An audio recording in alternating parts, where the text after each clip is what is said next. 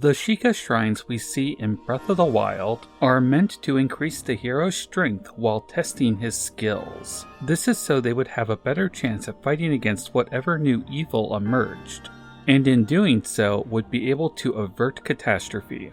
So with that being the case, why would these tests meant to improve the hero's skill be built in a way that could threaten his life? After all, if the hero failed, that would be the downfall of Hyrule. Well, that is the mystery that I will be tackling here today, and I've come to a conclusion that not only answers that question, but also questions if these trials are even real. I'm Cornelius Belmont, and let's talk about if the Breath of the Wild shrines are real.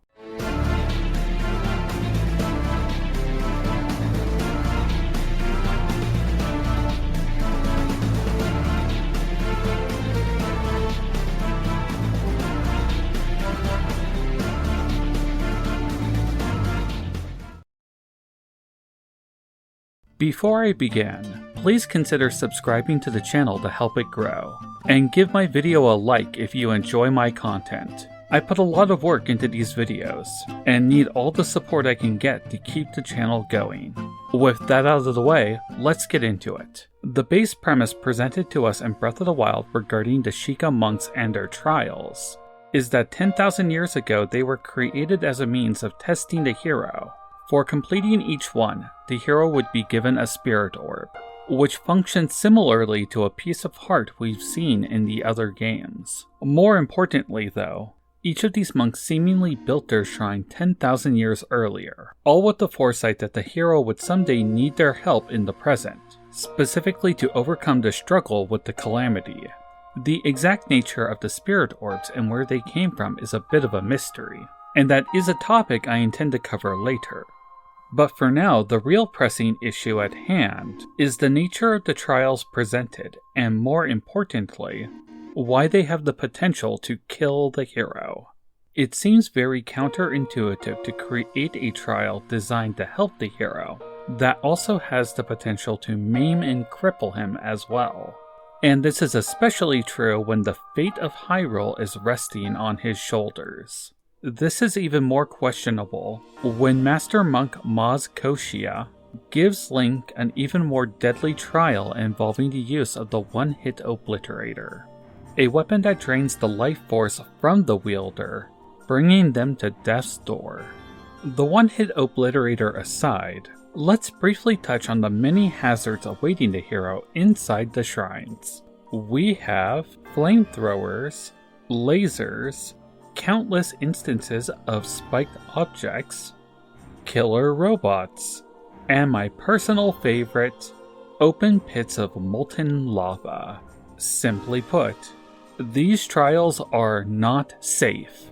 Generally, when a person is being trained, lethal force is not the setting used to test a person's skill. Sometimes such a test may be warranted, but the outcome of Link dying to any of these tests is literally the downfall of the entire kingdom or worse. So after milling over this concept for a bit, I ended up reaching a conclusion that not only clears this up, but clears up another interesting topic I brought up in a previous video. In that video, I speculated that 100 years before Breath of the Wild, the four champions, Mipha, Daruk, Revali, and Urbosa, all undertook the same shrine trials that Link undertook in the Champions Ballad. More specifically, I raised the question if the layout of the shrine could be configured differently for them, as the shrines we see with Link were created seemingly with the Sheikah runes in mind for their intended solution. Well, since that video, I've been taking a hard look at just how huge some of these shrines are, and thinking about how much excavation would have been needed to build them. The short answer is a lot. Take for example, the two shrines located by the Flight Range in the Hebra region. Both of them are wind puzzles with a huge amount of vertical space in them. The Flight Range itself is already a huge vertical shaft, with the bottom being pretty low relative to the mountain. And so, to have a shrine under it with all this extra depth is not only insane, but could threaten the structurability of the entire area.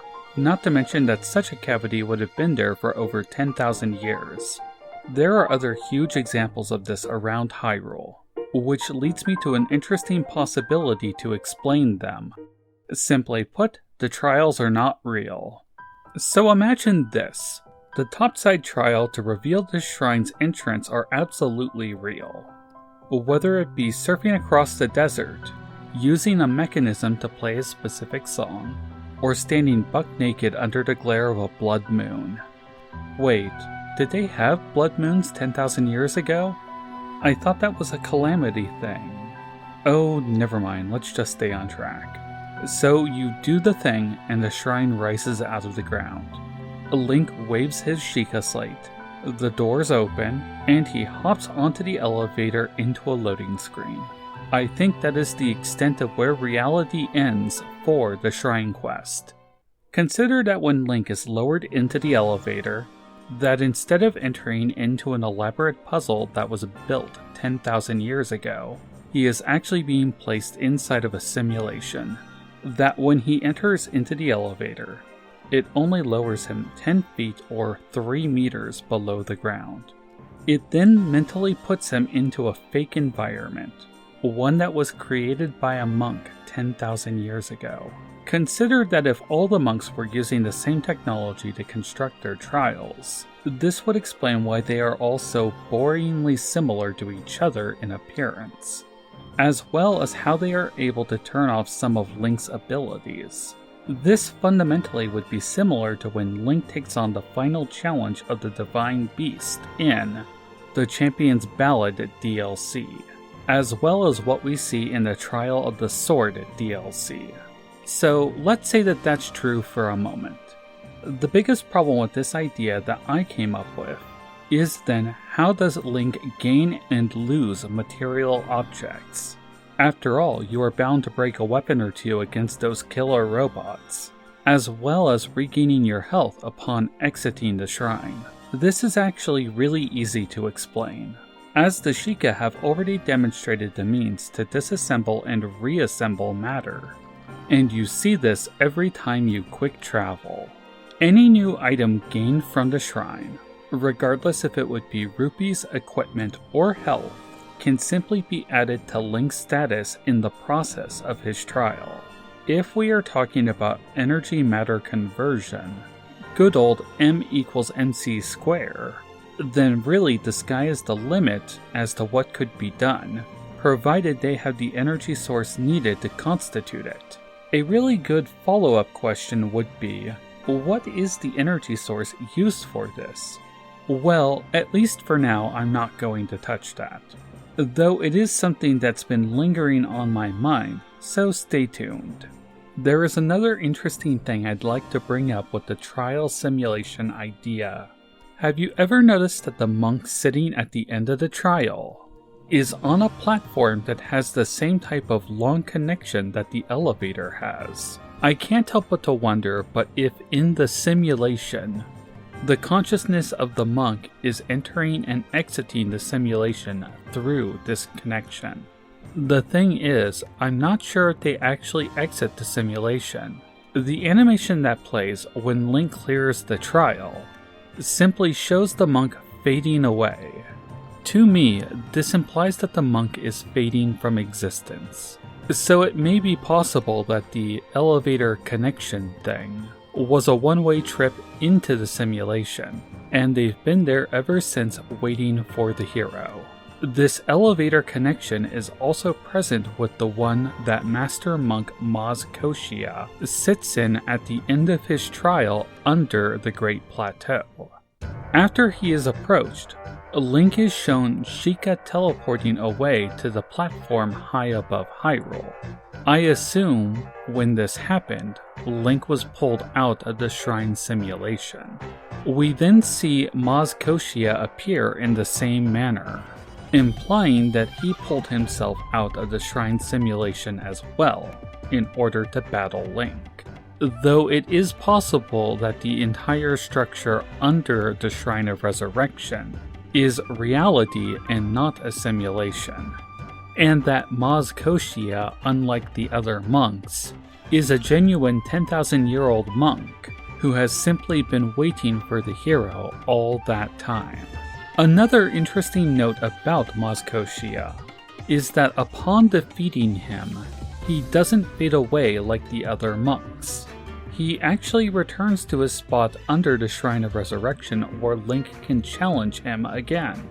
The important part is that Maz Koshia never fades away like the other monks, and may actually be the only one left in existence at the end of the game.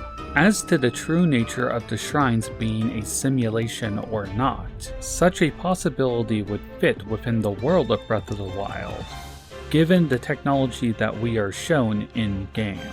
While the massive shrine under the Shrine of Resurrection is likely to be real, the other shrines have a lot of questionable aspects to them that make me question how such a structure could have been built and maintained for 10,000 years.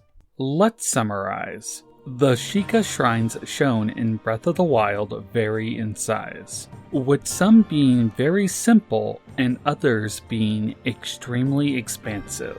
Their perceived size when compared to the outside area calls into question how such a thing could have been built, and what the natural consequences from its build would have been to the natural terrain of Hyrule. Given that, it would make more sense for the shrines to be a mental simulation for the hero, instead of being a physical location for him to travel through. If the shrines were a simulation, the shrine itself wouldn't be lowering Link into a giant puzzle box, but instead just a short distance below the ground where he would then either be put into a mental trial or plugged into a fully immersive fake environment. In both cases, a modification to Link's body and inventory could be made by materializing or decompiling the relevant parts. When Link clears the trial, he encounters a representative of the monk who created the trial for him. Upon receiving the spirit orb from the monk, he is then returned to the shrine's entrance, while the monk seemingly fades from existence. Master Monk Maz Koshia is the exception to this, who teleports himself and Link to a battlefield high above the skies of Hyrule for a final combat test. Upon defeating him, Koshia returns to his spot under the Shrine of Resurrection, content knowing that the hero has everything he needs to save Hyrule. Hey guys, thanks for watching the episode.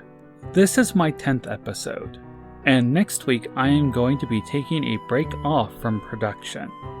During that time, I'll be updating some of the art designs for my avatar, as well as making some changes to the channel as a whole, such as adding more of a social media presence. For those of you who have been watching my episodes, I want to give you a special thank you for these early stages. Your support in even just watching them has really helped me to keep going. So again, thank you so much. This is Cornelius Belmont, signing off.